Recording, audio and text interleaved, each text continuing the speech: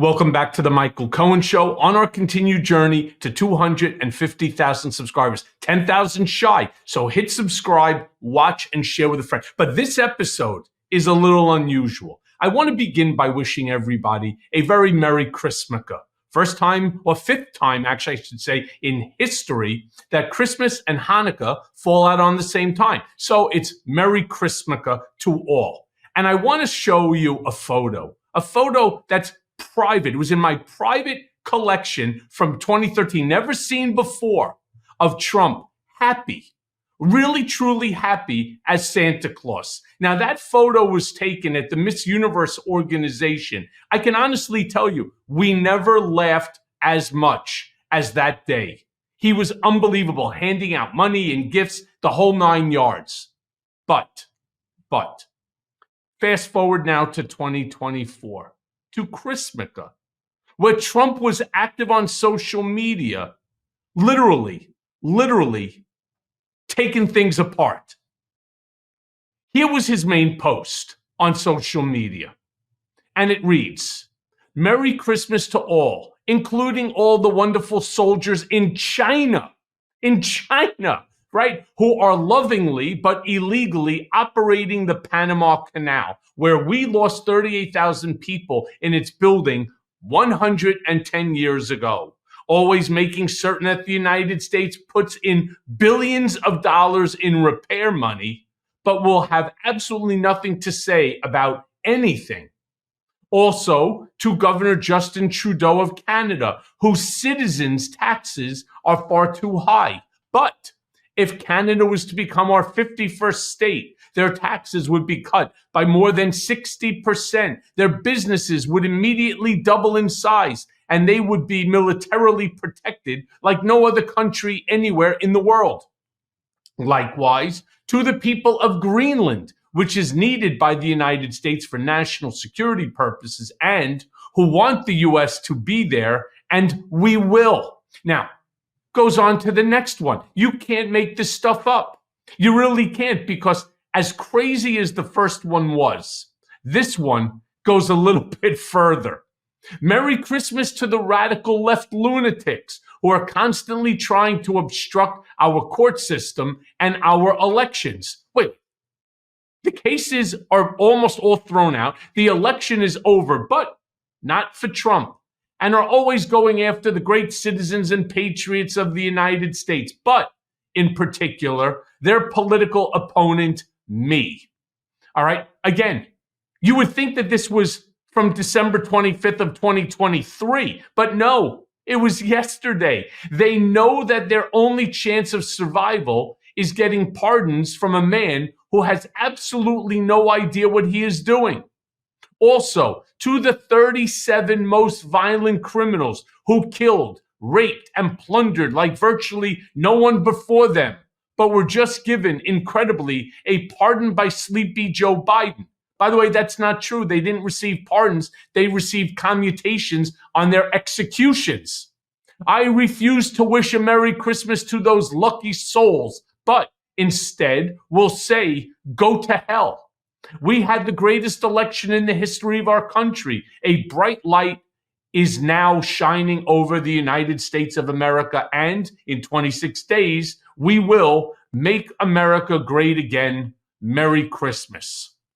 My friends, there is so much to unpack in those two posts put out by Donald. First and foremost, once again, you may have heard me say, and some people, laughed at it, and I told you it's not funny, that as we watch Vladimir Putin decimate Ukraine to take that land, and then the big fear is that he will thereafter go into Poland.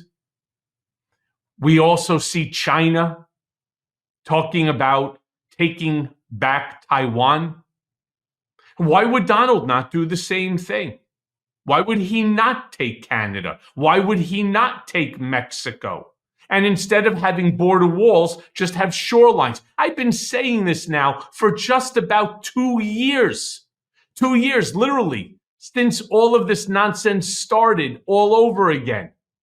But then to go on and to say that Joe Biden pardoned those 37, and by the way, By the way, they are horrible, horrible human beings. Horrible. I'm actually not a fan of what Joe Biden did at all, but the one power that the president has that is completely unchecked, and Donald used it.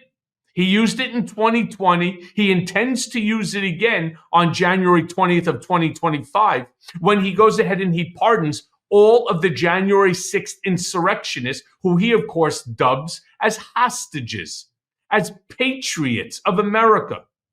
I'm not so sure that you call people who end up smashing police officers with metal pipes, smashing into the Capitol, looking to hang the vice president of the United States. You call them patriots. I'm not so sure. I have different words, but then again, I'm not the president and my words they truly just don't count. Now, I want to also show you that Trump reposted this from Dan Patrick. And Dan Patrick, by the way, is the lieutenant governor of Texas. And it says, even on Christmas Day, the president and Texas are working to secure the border. Here is a recent text I sent to President Trump. And it says, Mr. President, I believe Boris has shared with you that with your strong stance on stopping the sale of the wall panels and Texas offering to buy all of the usable panels at auction on Wednesday, December 18th, which we think could be as many as 8,000 panels, you stopped the sale. The wall panels were pulled from the auction the day before the scheduled sale. The auctioneer told our team he would not do anything with them until after your inauguration. We are keeping an eye on it to be sure they don't. I totally support the Texas Attorney General's lawsuit to stop the auctioning of the usable panels as added insurance. You are doing an incredible job. You have electrified the country and the world and given people hope. Dan Patrick. Can somebody please explain to me what the hell he's talking about? These 8,000 panels, if combined together, probably amount to under what? Under 10 miles worth of wall? Are they designed for the purpose of fixing areas where the wall has maybe fallen down or corroded? We have no idea what Dan Patrick is doing other than, of course, playing to Donald Trump's ego. And that's all that this is. There is absolutely no right of a lieutenant governor of Texas or anyone within which to stop the sale of a federal auction. Okay, so they did in 27 days or so. If in fact, Trump decides that he wants to have them purchased by the state of Texas, he'll purchase, and then they will then just be responsible to use those panels for the repair of the wall. But make no bones about this one. There are not enough panels right now in the world within which to secure all like over 2,000 miles of the open border. And lastly, he once again posted a picture of him as Santa Claus, this time dancing on a sleigh. Now, obviously, to me, that looks like a generated photo of some sort. Either way, go back to the very first picture and show me where Donald Trump looks happier. Michael Cohen picture or the current Donald Trump picture?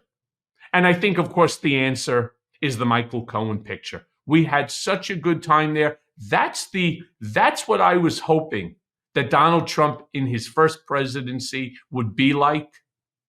Unfortunately, with the folks that are around him, the bunch of Grinches that are around him, trying to ruin everybody's Christmas, this is where we're at right now.